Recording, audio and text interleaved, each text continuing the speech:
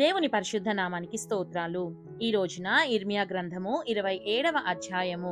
ఈ అధ్యాయములో 22 వచనాలున్నాయి. మొదటి వచనం, యూదా రాజైన యోషియా కుమారుడగు యెహోయాకీము ఏలనారంభించినప్పుడు యెహోవా యొద్ద నుండి వాక్కు ఇర్మియాకు ప్రత్యక్షమై ఈలాగు సెలవిచ్చెను. రెండవ వచనం, యెహోవా నాకు ఈ ఆజ్ఞ ఇచ్చుచున్నాడు, నీవు కాడిని పలుపులను చేయించుకొని నీ మెడకు కట్టుకొనుము. మూడవ వచనం, వాటిని యెరూషలేమునకు యూదా రాజైన సిద్కియా యొద్దకు వచ్చిన దూతల చేత ఏదోము రాజునొద్దకును, మోయాబు రాజునొద్దకును, అమ్మోనీయుల రాజునొద్దకును, తూరు రాజునొద్దకును, సీదోను రాజునొద్దకును పంపుము. నాలుగవ వచనం, మరియు ఆ దూతలు తమ యజమానులకు తెలియజేయవలెనని ఈ ఆజ్ఞ వారితో చెప్పుము.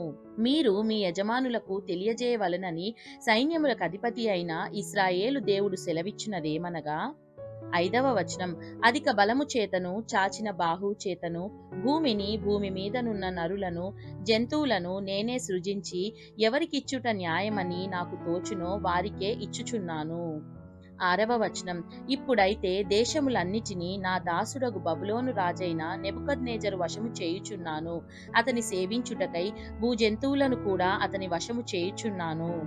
ఏడవ వచనం, అతని స్వదేశమునకు కాలము వచ్చు వరకు సమస్త జనులు అతనికిని, అతని కుమారునికిని, అతని కుమారుని కుమారునికిని దాసులై ఉందురు.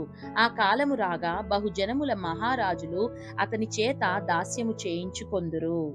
ఎనిమిదవ వచనం, ఏ జనము ఏ రాజ్యము బబులోను రాజైన నెబుకద్నెజరునకు దాస్యము చేయనొల్లక బబులోను రాజు యొక్క కాడిని తన మెడ మీద పెట్టుకొనదో దానిని నేను అతని చేత బొత్తిగా నాశనము చేయించు వరకు ఆ జనమును ఖడ్గము చేతను, క్షామము చేతను, తెగులు చేతను శిక్షించెదను.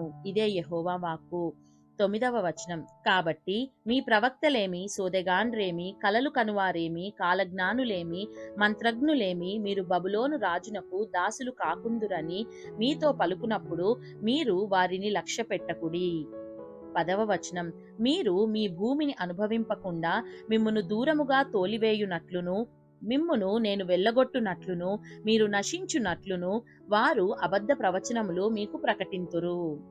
11వ వచనం, అయితే ఏ జనులు బబులోను రాజు కాడి క్రిందికి తమ మెడను వంచి అతనికి దాస్యము చేయుదురో ఆ జనులను తమ దేశములో కాపురముండనిచ్చెదను. వారు తమ భూమిని సేద్యపరుచుకొందురు. నేను వారికి నెమ్మది కలుగజేతును. ఇదే యెహోవా వాక్కు. 12వ వచనం, నేను ఆ మాటలను బట్టి యూదా రాజైన సిద్కియాతో ఇట్లంటిని, బబులోను రాజు యొక్క కాడిని మీ మెడ మీద పెట్టుకొని అతనికిని, అతని జనులకును దాసులైన ఎడల మీరు బ్రతుకుదురు. 13వ వచనం, బబులోను రాజునకు దాసులు కానొల్లని జనుల విషయమై యెహోవా ఆజ్ఞ ఇచ్చినట్లు ఖడ్గము చేతనైనను, క్షామము చేతనైనను, తెగులు చేతనైనను నీవును నీ ప్రజలును చావనేలా. 14వ వచనం, కావున మీరు బబులోను రాజునకు దాసులు కాకుందురని మీతో చెప్పు ప్రవక్తలు అబద్ధమే ప్రకటించుచున్నారు. నేను వారిని పంపలేదు, వారి మాటలను అంగీకరింపవద్దు. ఇదే యెహోవా వాక్కు. 15వ వచనం, నేను మిమ్మును తోలివేయునట్లును మీరును మీతో ప్రవచించు మీ ప్రవక్తలును నశించునట్లును వారు నా నామమును బట్టి అబద్ధముగా ప్రవచించుచున్నారు. మరియు యాజకులతోనూ ఈ ప్రజలందరితోనూ నేను ఈ మాటలు చెప్పితిని. 16వ వచనం, యెహోవా సెలవిచ్చినదేమనగా, యెహోవా మందిరపు ఉపకరణములు ఇప్పుడే శీఘ్రముగా బబులోను నుండి మరల తేబడునని ప్రవచింపు మీ ప్రవక్తలు మీతో అబద్ధములు చెప్పుచున్నారు. వారి మాటలకు చెవియొగ్గకుడి. 17వ వచనం, వారి మాట వినకుడి. బబులోను రాజునకు దాసులైన ఎడల మీరు బ్రతుకుదురు.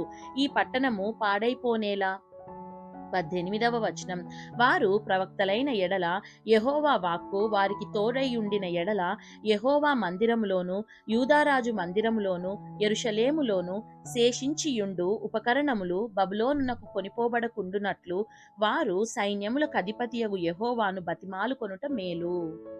19వ వచనం, బబులోను రాజైన నెబుకద్నెజరు యెరూషలేములో నుండి యెహోయాకీము కుమారుడైన యెకొన్యాను యూదా యెరూషలేముల ప్రధానులనందరినీ బబులోనునకు చెరగా తీసుకొని పోయినప్పుడు 20వ వచనం, అతడు విడిచిపెట్టిన స్తంభములను గూర్చియు సముద్రమును గూర్చియు గడమంచెలను గూర్చియు ఈ పట్టణములో మిగిలిన ఉపకరణములను గూర్చియు సైన్యములకు అధిపతియగు యెహోవా ఈలాగు సెలవిచ్చుచున్నాడు.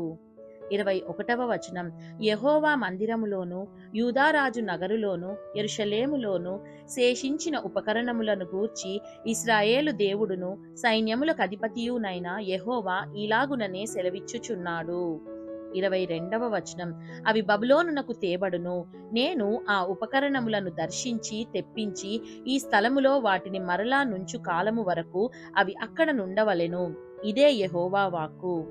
దేవుడు చదవబడిన పరిశుద్ధ వాక్యాన్ని మనందరి వినికిడిలో దీవించి మనల్ని ఆశీర్వదించునుగాక. ఆమేన్.